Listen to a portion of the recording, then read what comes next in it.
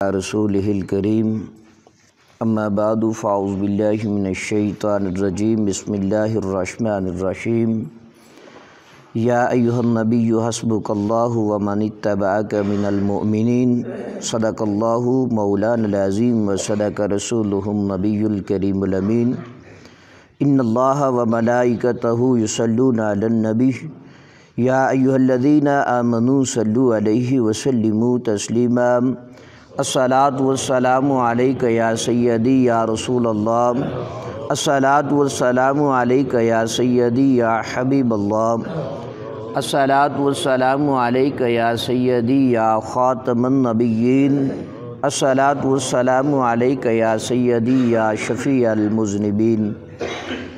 حمد و صلاۃ کے بعد میرے نہایت ہی معزز و محتشم سامعین کرام، اللہ رب العزت کے فضل اور اس کی توفیق سے سورۃ الانفال کی آیت نمبر 64 پڑھنے کی ہم سعادت حاصل کر رہے ہیں۔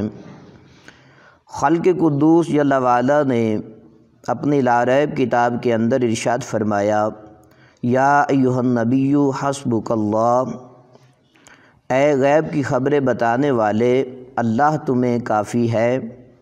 ومن اتبعک من المؤمنین، اور ایمان والوں میں سے وہ جنہوں نے آپ کی اتباع کی ہے وہ آپ کو کافی ہیں۔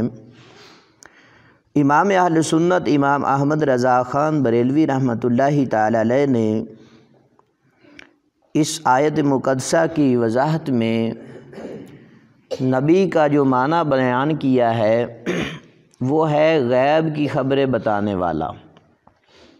نبی کا جو معنی ہے وہ ہے غیب کی خبریں بتانے والا۔ نبی سے کوئی بھی چیز غیب نہیں ہوتی، نبی کے سامنے ہر چیز حاضر ہوتی ہے، لیکن یہ غیب جو ہے یہ تمہارے لیے ہے، میرے لیے ہے۔ اللہ تبارک و تعالی نے اپنے نبیوں سے کوئی بھی چیز پوشیدہ نہیں رکھی ہے، تمام چیزوں کا علم اپنے نبیوں کو عطا فرمایا، اور پھر امام الانبیاء علیہ الصلاۃ والسلام کو تو ہر چیز کا علم عطا فرمایا۔ تو امام اہل سنت نے اس کا معنی بھی یہی کیا ہے کہ اے غیب کی خبر بتانے والے، غیب کی خبریں بتانے والے، حسبک اللہ، اللہ تمہیں کافی ہے، اللہ تمہیں کافی ہے۔ اس سے پہلی آیت میں اللہ تعالیٰ نے کفار کے دھوکہ دینے کی صورت میں نبی اکرم صلی اللہ علیہ وآلہ وسلم کی نصرت اور مدد کا تذکرہ فرمایا۔ اس آیت مقدسہ میں اللہ تعالیٰ نے مطلقاً اپنے نبی علیہ الصلاۃ والسلام کی مدد اور نصرت اور کامیابی کا وعدہ فرمایا۔ اس کا شان نزول یہ ہے کہ یہ آیت جو ہے غزوہ بدر میں جنگ سے پہلے نازل ہوئی، اور مومنین سے انصار صحابہ کرام مراد ہیں،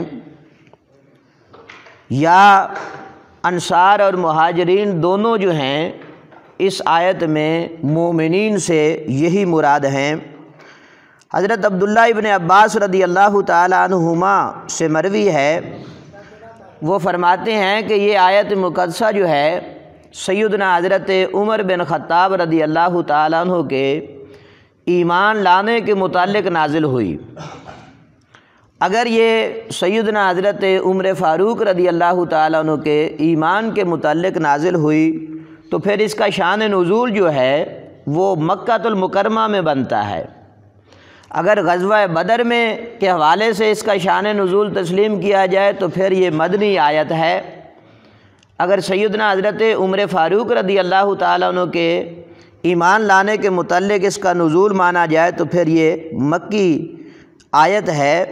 علماء کرام نے لکھا کہ یہ دراصل آیت جو ہے یہ مکی ہے، لیکن رسول اللہ صلی اللہ علیہ وآلہ وسلم کے حکم سے اسے مدنی صورت میں لکھا گیا۔ اور اس آیت کا ایک معنی یہ ہے کہ یا ایھا النبی حسبک اللہ، اے حبیب صلی اللہ علیہ وآلہ وسلم، اللہ تمہیں کافی ہے، اور ومن اتبعک من المؤمنین، جو ایمان والے آپ کی اتباع کر چکے ہیں انہیں بھی اللہ کافی ہے۔ ایک معنی تو اس کا یہ ہے۔ دوسرا معنی یہ ہے کہ اے حبیب صلی اللہ علیہ وآلہ وسلم، اللہ آپ کو کافی ہے، اور آپ کی پیروی کرنے والے جو مسلمان ہیں اللہ انہیں بھی کافی ہے۔ بہر کیف اس آیت مقدسہ میں فرمایا گیا کہ اگر کافرین جو ہیں وہ میرے محبوب علیہ الصلوۃ والسلام کے ساتھ دھوکہ کرتے ہیں، فریب کرتے ہیں، تو اللہ کی مدد اور نصرت جو ہے وہ حضور کے ساتھ رہے گی۔ ان کی دھوکہ دینے کے سبب سے ایمان والوں کو پریشان نہیں ہونا چاہیے۔ وَمَنِ اتَّبَعَكَ مِنَ الْمُؤْمِنِينَ، جو حضور کی اتباع کر چکے ہیں ان کی اللہ تبارک و تعالی مدد فرمائے گا۔ اللہ تبارک و تعالی مجھے اور آپ کو عمل کی توفیق عطا فرمائے۔ وآخر دعوانا ان الحمد للہ رب العالمین۔